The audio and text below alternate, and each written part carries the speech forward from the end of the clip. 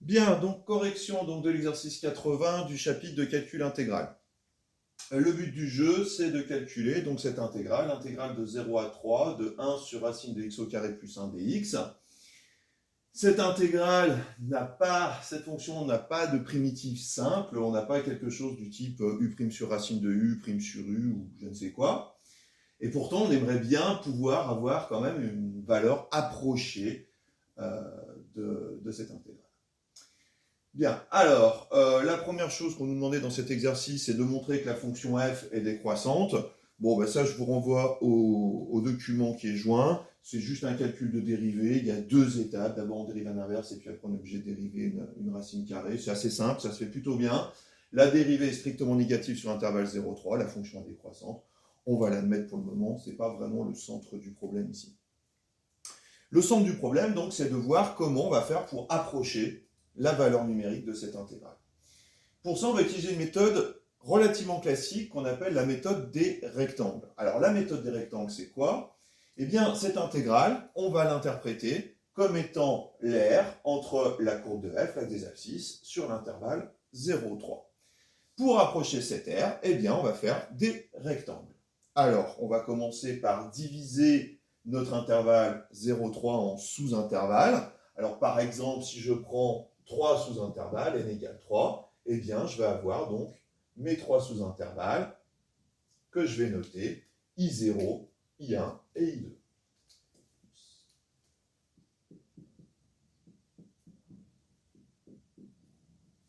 D'accord ? Sur chacun de ces sous-intervalles, eh bien, je vais construire un rectangle. Donc là, je vais construire 3 rectangles. Alors, il y a deux façons de procéder pour construire un rectangle. Soit on prend des rectangles inférieurs, soit on prend des rectangles supérieurs. Plus précisément, ici, on nous demande de travailler avec des rectangles inférieurs. C'est-à-dire que sur l'intervalle 0,1, je vais considérer ce rectangle ici. D'accord ?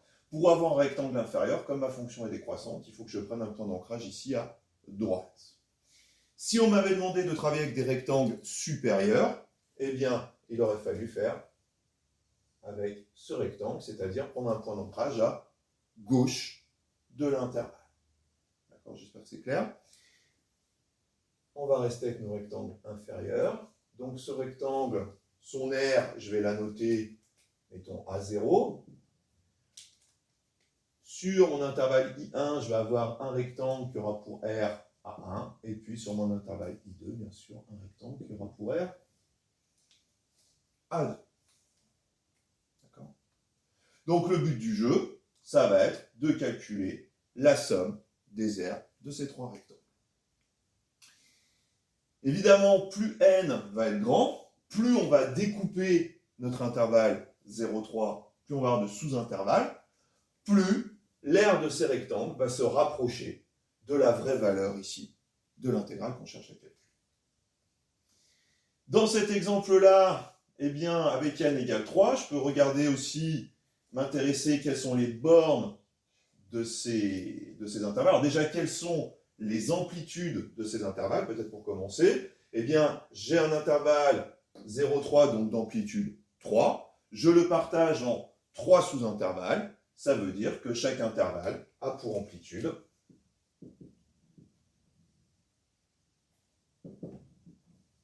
3 sur 3. Intervalle de longueur 3 que je partage en 3. Bien. Maintenant, si je veux calculer par exemple l'aire de ce rectangle-là, l'aire de A0, eh bien comment est-ce que je vais la calculer ? Il va me falloir donc l'amplitude, la largeur du rectangle, ça je l'ai déjà calculé, et puis sa hauteur.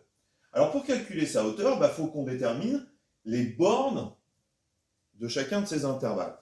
Les bornes de chacun de ces intervalles, je vais les noter x0, x1, x2, etc. Donc là on va voir x0 ici, x1, x2, et puis ici donc x3, le dernier.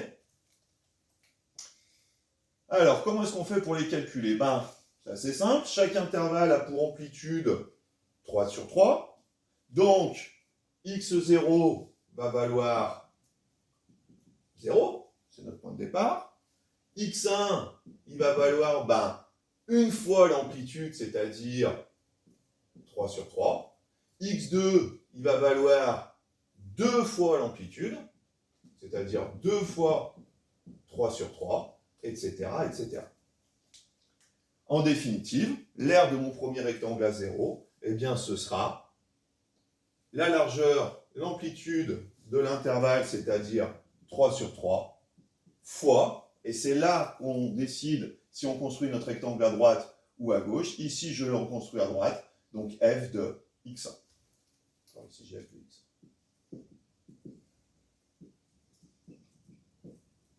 D'accord.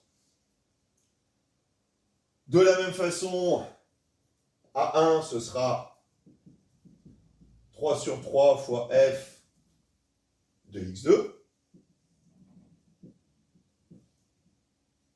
etc., etc. Donc sur cet exemple, on sent bien comment ça va fonctionner, enfin j'espère. Maintenant, regardons le cas général, c'est-à-dire avec un n quelconque. Ça. Je vais effacer ça. Je vais carrément faire une figure. Hop. Donc on part toujours de notre intervalle 0,3. Ce coup-ci, on va le partager en n sous-intervalles.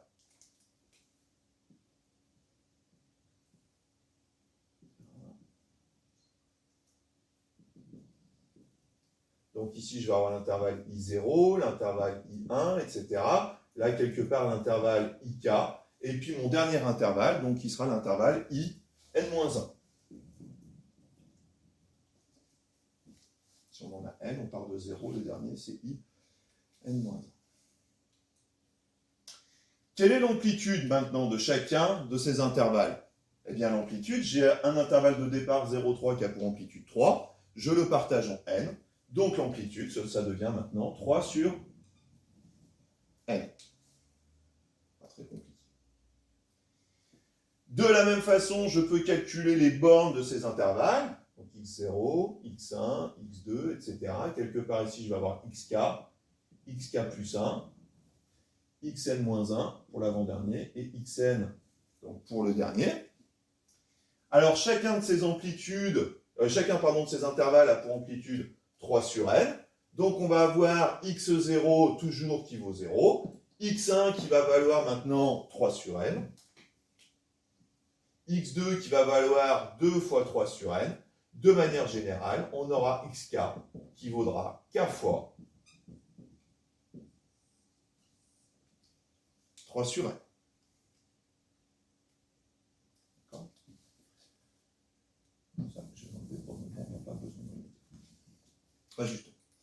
Donc maintenant, pour calculer l'aire du rectangle construit sur IK, donc on prend les rectangles, voilà, on prend les rectangles à droite, parce qu'on veut des rectangles inférieurs et notre fonction est décroissante, donc je vais la noter AK.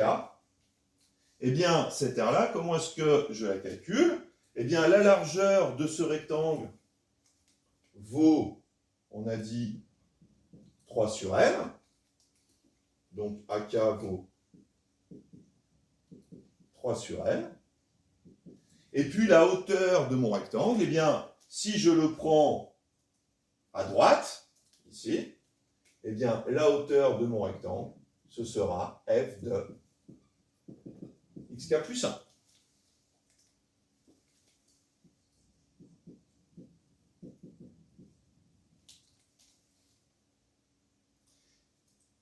On sait calculer xk pour un cas quelconque entre 0 et n. Donc en utilisant cette formule-là, on peut préciser l'aire AK.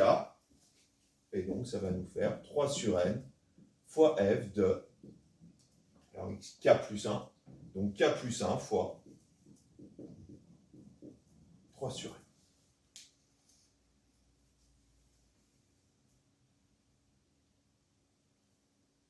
Bon, bah maintenant, on a quasiment fini notre étude, puisque pour avoir une approximation donc, de notre intégrale, il nous suffit de faire la somme de ces aires, c'est-à-dire de ces nombres, pour k variant entre 0 et n-1. Attention à ça. On en déduit donc l'algorithme suivant. Alors, je vais écrire ici xk qui vaut k fois 3 sur n, qu'on met quelque part. L'algorithme maintenant de calcul, eh bien, c'est tout bête. On part d'une variable s, alors là que je vais appeler s1 parce qu'on veut des rectangles inférieurs. Donc s1, c'est la variable qui va stocker ma somme. Donc au départ, ça vaut 0. Ensuite, eh bien, on va parcourir k allant de 0 à n-1. On va rajouter à chaque fois l'aire à k, c'est-à-dire S1 égale S1 plus, eh bien, cette valeur-là, c'est-à-dire 3 sur n fois f de k plus 1 fois 3 sur n. À la fin, on n'aura plus qu'à afficher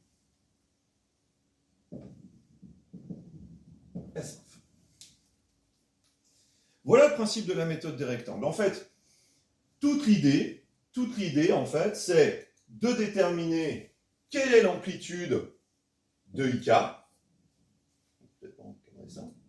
Quelle est l'amplitude de IK? À partir de ça, comment est-ce qu'on calcule les bornes des intervalles IK? Donc, comment est-ce qu'on calcule les XK?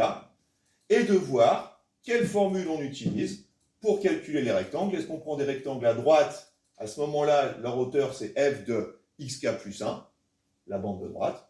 Ou est-ce qu'on prend des rectangles à gauche, ce qui est demandé dans la partie suivante, c'est-à-dire que si on travaille maintenant avec ce rectangle-là, eh bien, la seule différence, c'est que l'aire maintenant de AK,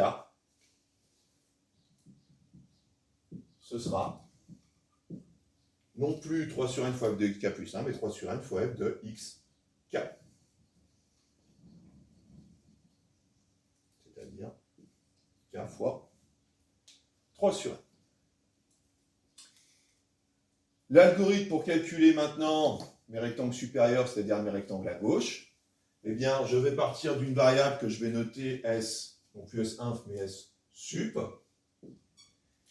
Donc, pour k variant de 0 à n-1, ça ne change pas. J'ai toujours n-1 intervalle numéroté de 0 à n-1.